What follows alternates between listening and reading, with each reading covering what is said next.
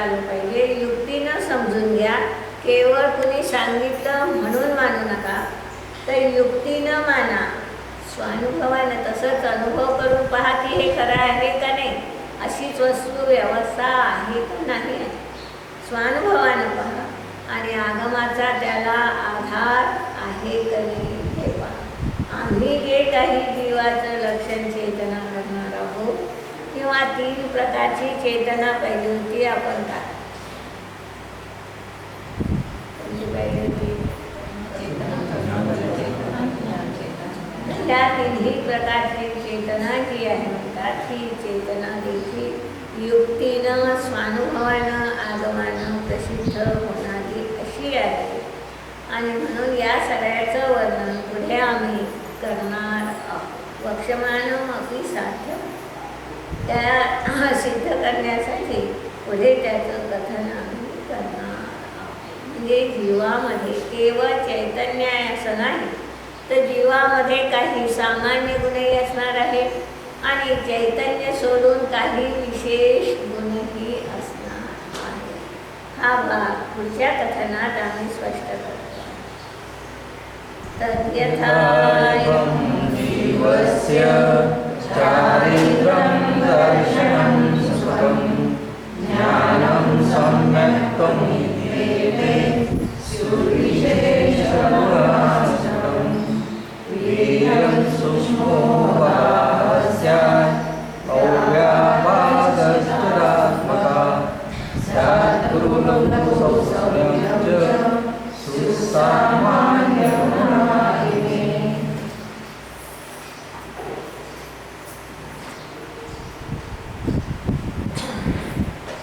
उच्यते तद्यथा जीवस्य चारित्र दर्शन सुख ज्ञान सम्यक्त्वादि विशेष गुणाः स्युः. हे विशेष गुण अधिक आहे. म्हणजे चेतना एवढा एकच विशेष गुण आहे असं नाही, तर चारित्र दर्शन सुख ज्ञान सम्यक्त्व हेही त्याचे विशेष गुण आहे. वीर्य सूक्ष्म अवगाह अव्यावादः चिदात्मकाः अगुरुलघुसंज्ञंषु सामान्यगुणाः इमे स्यात्. आता ही देखील सामान्य गुण जीवामध्ये आहेत. कोणती सांगितले? वीर्य. वीर्य विशेष गुण आहे का सामान्य?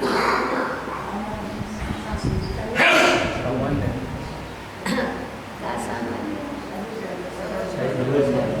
तर साही द्रव्यात शक्ती आहे म्हणून त्या रूपाने तो सामान्य झाला. सूक्ष्म हा तोही सामान्य.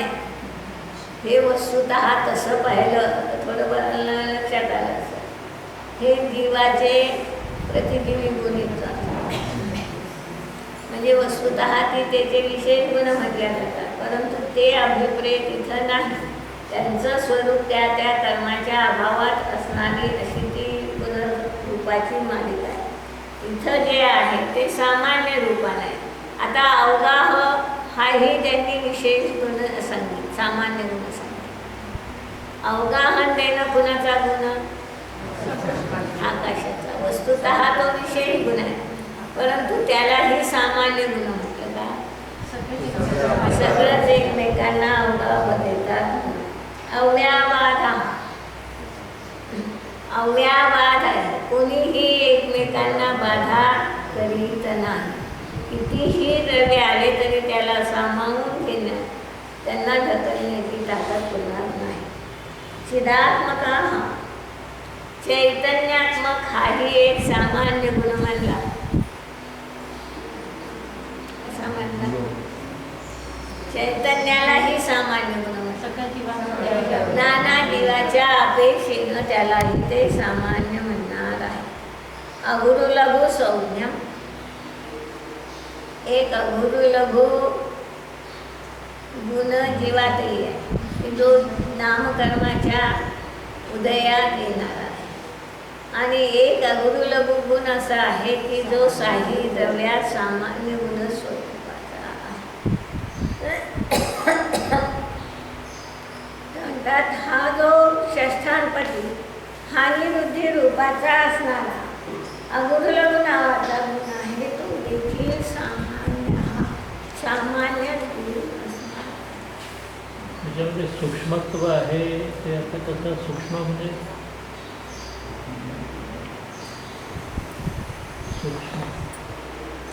तो सूक्ष्मत्व नाही घ्यायचा. प्रतिजीवी गुणातला सूक्ष्मत्व नाही घ्यायचा. कोणतंही द्रव्य पकडीमध्ये येत नाही का? पकडीमध्ये कोणतं द्रव्य येत? ज्ञानात येते. ध्यानात येते.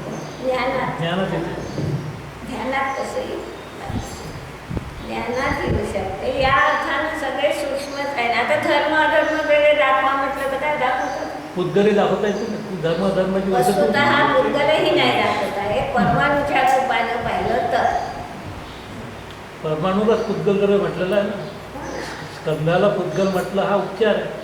तो का असे ना पण म्हटल्यात जातात. उपचारानं चालू आहे ना, त्यालाही आपण पुद्गल द्रव्य म्हणतो. पण परमाणूही दिसत नाही. परमाणूच काय, स्कंदही काही दिसत नाही.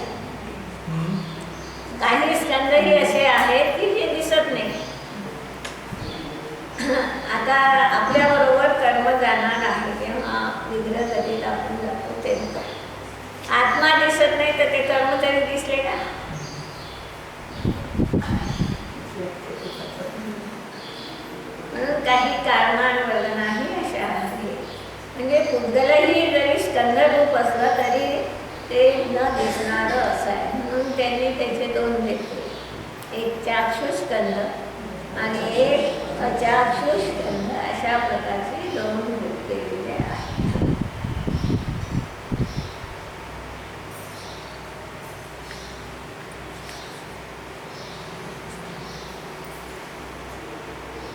स्वस्वरूपे स्थितो नाचे संसार हा स्यात् कुतो नया.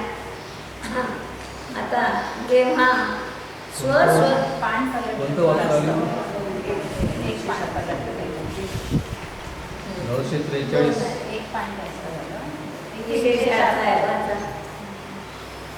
प्रत्येक द्रव्य में दो प्रकार के गुण पाए जाते हैं. कुछ तो वे होते हैं जो दूसरे द्रव्य में न पाए जाकर केवल उसी में पाए जाते हैं, ये असाधारण गुण कहलाते हैं. इनकी दूसरी संज्ञा द्रव्योपजीवी भी है. और कुछ वे गुण होते हैं जो विवक्षित द्रव्यों के सिवाय अन्य द्रव्यों में भी यथासंभव पाए जाते हैं.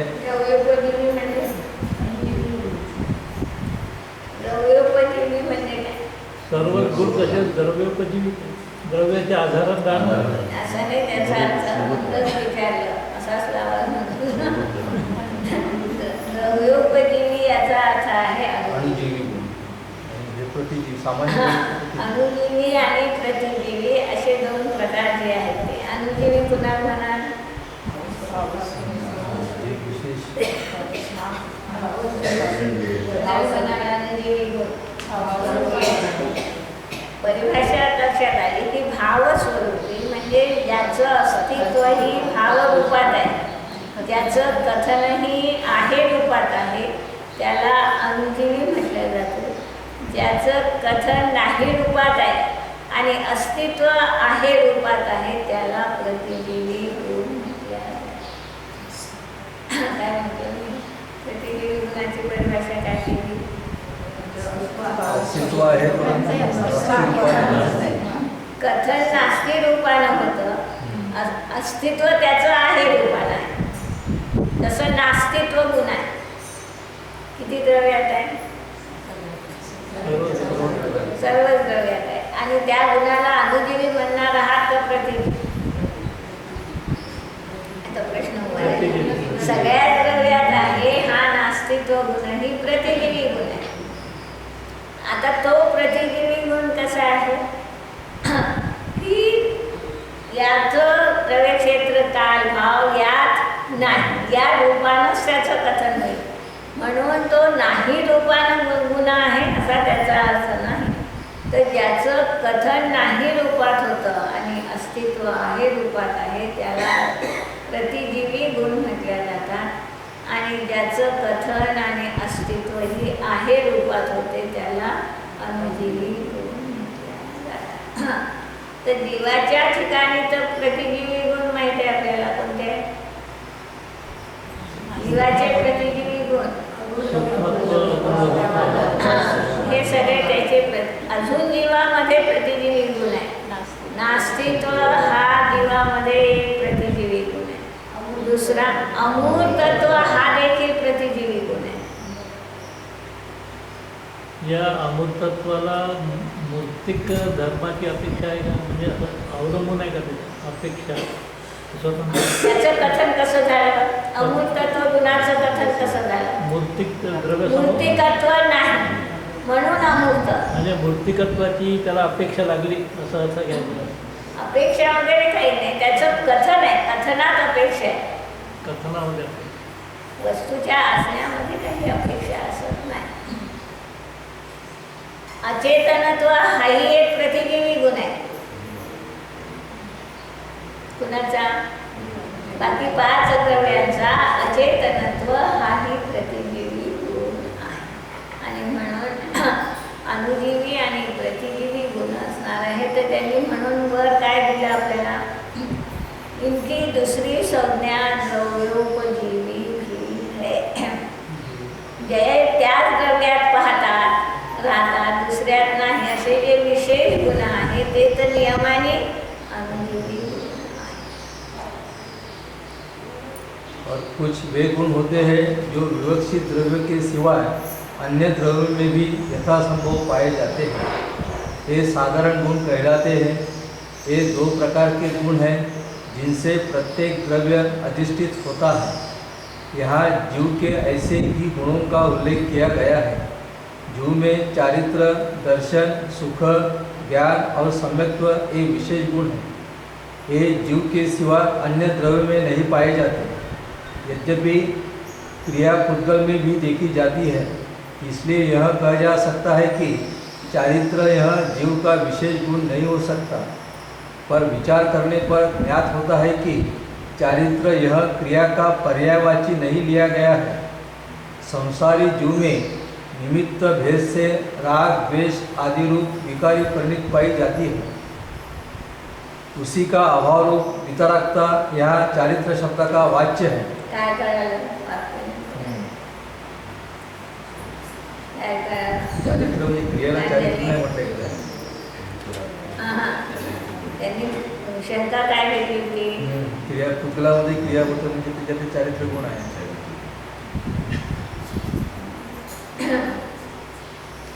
चारित्र यह जीव का विशेष गुण नहीं हो सकता। त्याची शंका काय आहे की चारित्र हा जीवाचा विशेष गुण नाही। काहीच्या ठिकाणी चारित्र आहे, काहीच्या ठिकाणी चारित्र नाही। तो गुणाच्या दृष्टीनं पाहिलं तसं कोणीच नाही। त्याच्यात त्यांनी क्रियेला म्हटलं. हां, क्रिया पुद्गल में भी देखी जाती है. ते वर्ष आहे म्हणून तर त्यावरूनच त्यांनी म्हटलं की चारित्र हा म्हणजे त्या क्रियेला चारित्र म्हटलं. क्रियेला चारित्र म्हटलं. आणि दुसरा लक्षात घ्यायचं आहे की चारित्र गुण जर विशेष असेल तर एकही जीव चारित्राशिवाय असायला नको ना. पर्याय म्हणून खुलासा त्यांनी तो केला की इथं गुण नाही अभिप्रेत. जेव्हा आम्ही चारित्राची चारित्र रूप पर्याय पाहतो तेव्हा त्याला आम्ही काय म्हणणार आहोत की विशेष गुण नाही. चारित्र यह क्रिया का पर्यायवाची नहीं लिया गया है. क्रियाचं पर्यायवाची नाव नाही आहे ते चारित्र. असू दे ना. संसारी आधी वर्षी ओला म्हणजे मग ती खालची लागली. वर्षी काय लागली? पर विचार करने पर ज्ञात होता है कि चारित्र यह क्रिया का पर्यायवाची नहीं लिया पर आधी राहिली. चारित्र यह जीव का विशेष गुण नहीं हो सकता. का नहीं हो शकत? विचार करने पर ज्ञात होता है कि चारित्र यह क्रिया का पर्यायवाची नहीं लिया गया है. पर्यायाला गृहीत धरून चारित्र नाव नहीं दिला आणि त्याला संसारी जीव में निमित्त भेद से राग, द्वेष आदि रूप विकारी परिणति पाई जाती है. म्हणजे चारित्र गुण त्यांनी पर्यायीला म्हटलं म्हणून तो त्याचा विशेष नाही. पर्यायवाची विशेष नाही घ्यायचं. गुण सगळ्यांमध्ये पुद्गलाचा तो वेगळा झाला. अजून दोन गोष्टी त्याच्यात नक्की करायच्या. तुला कुठं प्रश्न मला प्रश्न नाही आहे. म्हणजे कथनामध्ये जे आहे ते सांगत आहे मी तुला. दोन गोष्टी एका वेळी सांगत आहेत ते. हा महत्वाचा भाग लक्षात घ्यायचा. क्रियावान तर दोन्ही आहे. तर क्रियेला वस्तुतः चारित्र म्हणत नाहीच ना आपण. पण तो तर प्रश्न नाही. क्रिया म्हणजे चारित्र नाही. क्रियाची निवृत्ती म्हणजे चारित्र आहे आणि म्हणून तो त्याच्यात जातो म्हणून सामान्य गुण आहे असं नाही. पुद्गलात जातो म्हणून नाही असं नाही म्हणायचं आहे त्याला. तर त्यांनी हे सांगितलं की त्याला आम्ही विशेष गुण पर्यायवाची जर चारित्र घेतलं तर तो राहत नाही सदा. चारित्र गुण सदा आहे पण चारित्र पर्याय सदा नाही. शब्दाला केव्हा चारित्राचे असंयम पर्याय आहे की नाही आपल्याजवळ. चारित्र गुणाची पर्याय आहे. चारित्र रूप पर्याय सदा नाही म्हणून त्याला विशेष गुण म्हणता येत नाही हे त्यांनी सांगितलं. म्हणजे ती पर्याय रूपानं गुण जर अभिप्रेत धरला तर विशेष गुण म्हटल्या जात नाही. क्रियेला ते पर्यायवाची शब्दने असायला हा तर तो तर भाग वेगळा झाला ना. आता ते ठीक आहे. हा तू आधी हे लक्षात घे, तिथंच नको अडकून. माझं काही अडचण, माझं काही just हा, की क्रियेला चारित्र्य म्हणायचंच नाही, नाहीतर तिथं गेला असता म्हणून सामान्य झालं असतं. त्यांना काय म्हणायचं आहे, विशेष गुण नाही तर क्रियेला जर चारित्र्य म्हटलं असतं तर तो सामान्य गुण झाला असता, दोन द्रव्यात सापडला म्हणून. पण आम्ही चारित्र्य त्याला म्हणणारच नाही, क्रियेला चारित्र्य म्हणणार नाही. इथं जे ते सांगतायत की चारित्र्य हा विशेष गुण नाही, तिथं अपेक्षा वेगळी आहे. कोणती अपेक्षा आहे तिथं? चारित्र्य गुण आहे, चारित्र्य गुणाची पर्याय सदाजीवाजवळ नाही. सदाजीवाजवळ नाही म्हणजे इथे फक्त विकारी काही जीवाजवळ आहे ना, चारित्र्य पर्याय युक्त जीव काही आहेतच ना, म्हणून त्याचा विशेष गुण म्हटला तर सगळ्याच जीवांजवळ पाहिजे होता, तसंच सांगतो. त्याच्यामध्ये चारित्र्य रूप पर्याय नाही हे सांगत आहे ना ते. सम्यक चारित्र्य हा असं म्हणावं. सम्यक चारित्र्य, मिथ्या चारित्र्याला मिथ्या चारित्र्य नाव नाहीच. त्याला चारित्र्य किंवा असंयम. हे जे कथन आहे याच्यामध्ये सामान्य गुण विशेष गुण हे सर्व म्हणजे पर्यायीसाठी नाही आहे, पर्यायीसाठी नाही. सामान्य गुण असो विशेष गुण असो हे सर्व पर्यायरहित असं तत्व आहे. जेव्हा म्हणतो सामान्य गुण इतके आहे तर ते गुणरूपात आहे, पर्याय रूपात नाही. विशेष जे आहे तेही गुणरूपात आहे, पर्याय रूपात नाही. म्हणजे पर्याय रूपात एखादी क्रिया दिसली, रागद्वेष वगैरे सर्व संसारी जीव रागद्वेष करतात असे म्हटल्यावर तो काही सामान्य गुण असं म्हणता येणार नाही त्याला. कारण सामान्य गुण हे पर्याय रहित, कोणताही गुण जेव्हा आपण विवक्षित करतो तेव्हा तो पर्याय रहित असतो आपल्या दृष्टीमध्ये. जेव्हा गुण विशेष आपल्या दृष्टीमध्ये आहे तेव्हा पर्याय दृष्टीमध्ये नाही आहे. त्यांना आधी दाखवायचं काय आहे, चारित्र्य हा विशेष गुण होत नाही. नाही होत आहे, तर पुढे दाखवत आहे हो ते. ना, तुम्ही असं म्हणा की चारित्र्य हा विशेष गुण होत नाही, असं जर म्हणणार त्या असाल, अपेक्षेने ते म्हणत आहे ते की जे पुद्गलामध्ये जी क्रिया आहे त्या हो तर तो शंका करायची आहे. म्हणजे शिष्याचा प्रश्न आहे, तो प्रश्न शिष्याचा होता. त्याच्यामुळे ते चारित्र्य विशेष गुण होत नाही हा असं ते सांगता. आपण पुढचं वाचा म्हणजे लक्षात येते की त्यांना पर्याय कशी अभिप्रेत आहे.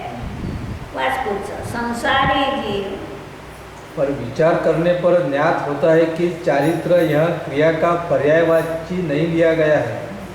संसारी जीव में निमित्त भेद से राग द्वेष आदि रूप विकारी परिणति पाई जाती है. उसी का अभाव रूप वितरागता यहाँ चारित्र शब्द का वाच्य है. म्हणजे पर्याय आली की नाही. पर्याय रूपाने चारित्राचा स्वीकार. इसलिए चारित्र यह जीव का ही विशेष गुण समझना चाहिए. चारित्र गुण न घेता वितराग चारित्र रूपाचा पर्याय घेतला. म्हणजे त्या बाकीच्या रागद्वेषामध्येही त्याला आम्ही चारित्र म्हणत नाही.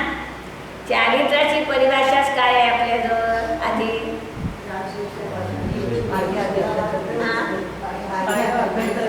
क्रियेचा निरोध. रागद्वेष म्हटल्यानंतर क्रियेचा निरोध नाही आणि म्हणून त्याला आम्ही चारित्र म्हणत नाही. वितरागता जर असेल, रागाच्या अभावाला चारित्र नाव आहे, म्हणून हा भाग नक्की आहे की रागावर चारित्राचा उपचार होतो. वस्तुतः त्याला चारित्र म्हणत नाही, त्याला संयम म्हणतात. संयम आणि चारित्रात हेच अंतर आहे. त्याच्याबरोबर जो राग आहे चारित्राबरोबर त्याला संयम म्हटला जातो आणि जेवढ्या रागाचा अभाव आहे त्याला चारित्र म्हटलं जातं.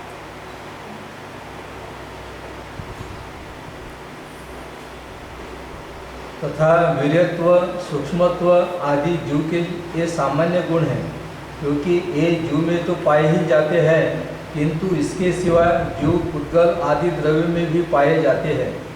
इस प्रकार जीव दोनों प्रकार के गुणों का अधिकारी है, यह सिद्ध होता है.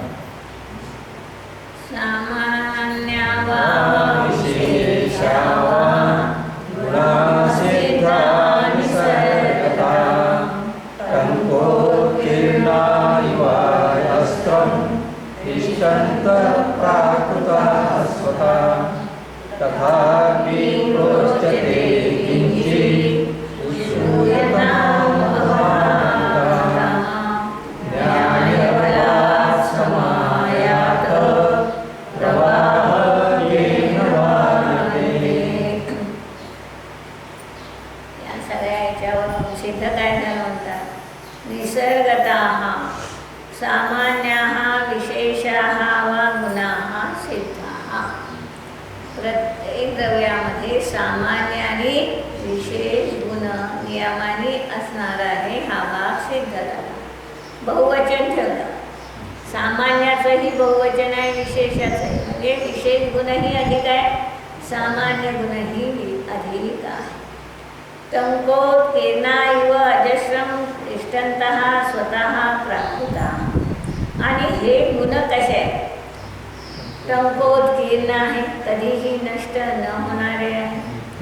अजून कसं आहे, अजस्र निसर्गतः असणारे आहे, म्हणजे स्वभावानं आहे, कुणी काही त्याला उत्पन्न केलं कुणामुळे आलं असंही नाही. टंकोत्कीर्ण अशा प्रकारचे आहेत. आणि अजस्रम तिष्ठन्तः सदाच राहणारे असे ते गुण आहेत. तथापि किंचित प्रोच्यते, त्यातले काही गुणांचं वर्णन आम्ही आता करणार आहोत. अवधानतां श्रूयतां, चांगलं लक्षपूर्वक ऐका. न्यायबलात् समायातः प्रवाहः तेन वार्यते.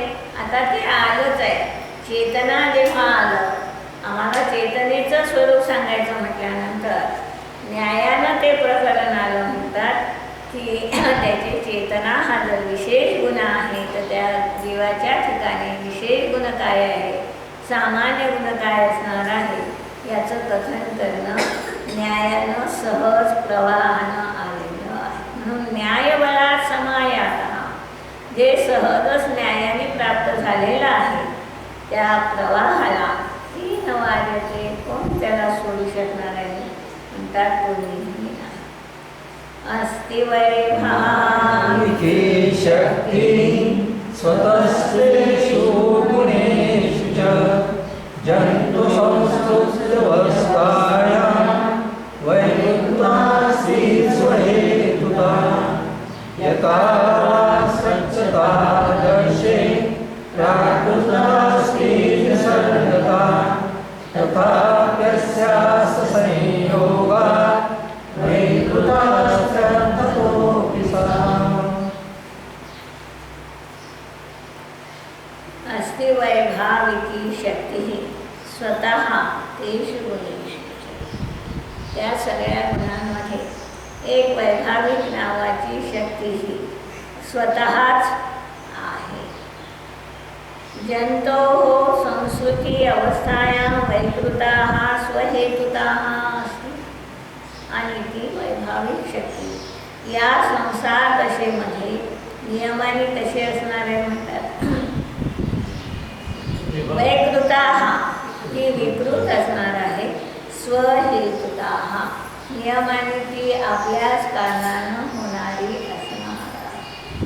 त्यामध्ये त्याची विकृतता जी आली ती विकृतता दुसऱ्या कुणी आणली अशा प्रकारचं नाही, तर विकृत होण्याची जी योग्यता त्याच्या ठिकाणी आहे.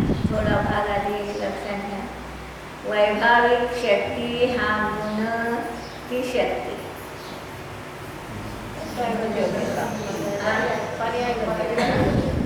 आता पंचाध्यायीकारांच्या दृष्टी त्यांनी गुण घेतला आणि स्वामीजींनी देखील त्याला गुण स्वीकारला. परंतु वस्तुतः ही तेवढ्या कालाची योग्यता आहे. हे एवढ्या बारकाईनं यांनीही तिकडे लक्ष दिलं नाही म्हणा किंवा स्वामीजीचंही दिलं नाही की काही अशा शक्ती मानल्या, जसं भव्यत्व शक्ती मानली आपण, गुण मानला तर त्याचा अभाव व्हायला नको असतो, म्हणून मग त्याचं परिणाम मानावं लागलं.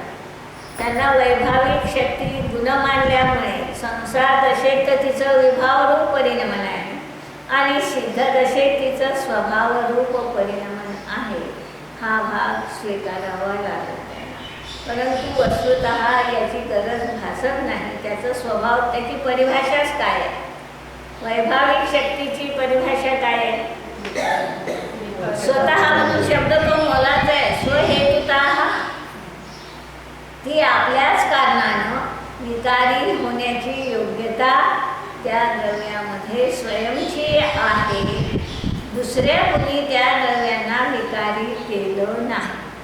ती जीवातही आहे आणि भूगोलातही आहे. दोघंही जेव्हा विकार रूपानं परिणमतात तेव्हा त्या दोघांची सहज असणारी योग्यता आहे. आता ती योग्यता विकारी नाही. ती योग्यता वस्तुतः पर्यायगत योग्यता आहे. ती एक समयच राहील असं नाही. आपण जसं पाहतो एक पर्याप्ती नावाची शक्ती पाहिली. कशामध्ये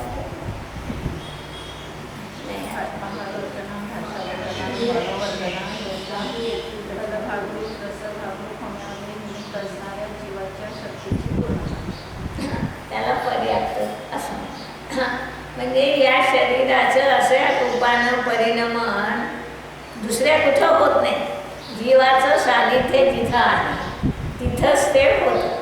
तर म्हणतात त्या भूतगलाच्या तशा प्रकारच्या शरीर बनण्यामध्ये म्हणा, शरीरात रस वगैरे निर्माण होण्यामध्ये म्हणा, जीवाची कोणती योग्यता निमित्त आहे तिचं नाव आहे पर्याप्ती शक्ती. आता ही शक्ती जरी म्हटलं आचार्यांनी तरी ती सिद्धात नाही. तर म्हणून हा भाग आहे की काही शक्तीने त्यांना वस्तुतः पर्याय असणार नाही. शक्ती म्हटलं का म्हटलं तर अशा विकृत होण्याची योग्यता त्याच्या स्वतःची त्या कालची आहे. आता एक शब्द मला कोणता त्या कालची आहे, सदाची नाही. सदाची योग्यता त्रिकाली असणाऱ्या शक्ती वेगळ्या. समयसारमध्ये ज्या 47 शक्ती आहे त्याची त्रिकाली योग्यता त्या जीवाजवळ सदा आहे. परंतु ह्या काही अशा शक्ती आहेत की ज्यांची शक्ती त्रिकाली नसून त्या पर्याय सत्तेच्या शक्तीमध्ये वैभव शक्ती आहे का?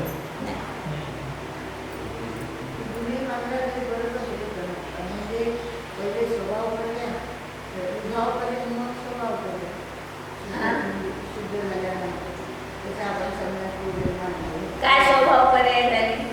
वैभाविक शक्तीचं स्वभाव पर्याय काय झाली? तिचं कार्य काय? असं थोडंच आहे. वैभाविक शक्तीचा स्वभावच काय? विभाव त्याला हे म्हटलं जर काही शक्ती विकृतच आहे, अभिप्रेत आहे, सगळे विकारी झालं, बुद्धही विकारी झाला, जीवही विकारी झाला.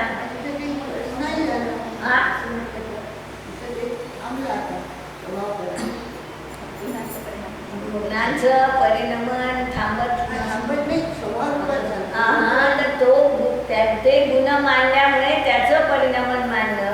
गुण जर मांडला तर त्याचं कार्य जे विभावरूप होणं हा त्याचा स्वभाव मांडला. वैभाविक शक्तीचा स्वभाव काय मांडला? काय मांडला आणि त्याची परिभाषा लक्षात घ्या म्हणजे मग सगळे आपले प्रश्न मिळतील. काय वैभाविक शक्तीची परिभाषा? विभाव रूप परिणमन. मग म्हणजेच काय झालं? तर विभाव रूप परिणमन हाच तिचा स्वभाव आहे. स्वभाव रूप परिणमन हे तिचं कार्यच नाही.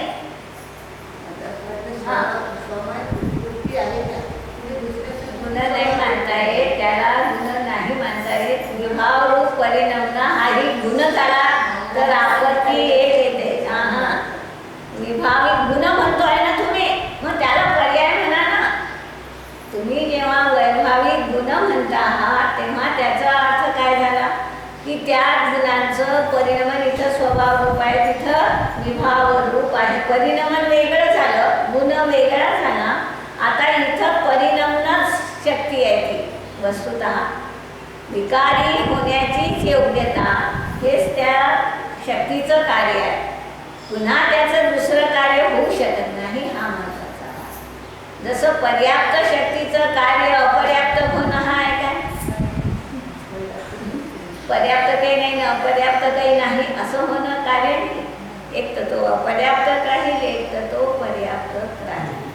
अशा अनेक शक्ती आहेत. भव्यत्व तर मुळात आहे हां, की ज्याला तुम्ही शक्ती म्हणता, गुण म्हटलं पंचाध्यायिका त्यालाही गुण म्हणणार आहे, परंतु ते गुण असूनही त्याचा अभाव आहे. तर हा भाव नाही आला त्या काळात लक्षात, एवढं लक्षात घ्यायचं. आता त्यांच्या धारेला आपल्याला बगल द्यायची नाही, परंतु तरी लक्षात हे असू द्यायचं आहे.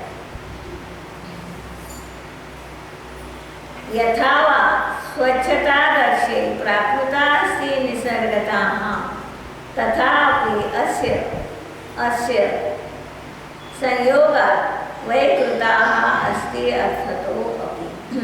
म्हणतात याप्रमाणे आरशामध्ये प्राकृताः निसर्गताः स्वच्छता, निसर्गानं आरशाचा स्वभाव स्वच्छता हा असणार आहे. तथा असं असूनही अस्य संयोगात ज्याचा संयोग होतो त्या आरशासमोर जो पदार्थ जातो त्याच्या संयोगात वैकृता अर्थतोपि अस्ति, ती नियमाने विकृत होते. आरशाची स्वच्छता जो पदार्थ आला प्रतिबिंबित झाला त्या रूपानं ती विकृत झाली.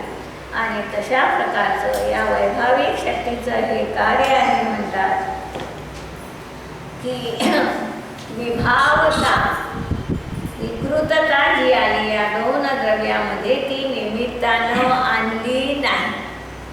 सांगायचं काय आहे त्याला शक्ती म्हणण्यामध्ये हेतू काय होता आचार्यांचा, की निमित्तानं ती द्रव्य विभाव रूप झाली असं नसून त्यांच्या स्वतःची त्या कालची अशी पर्यायगत योग्यता आहे की ते स्वयंविकारी झाले.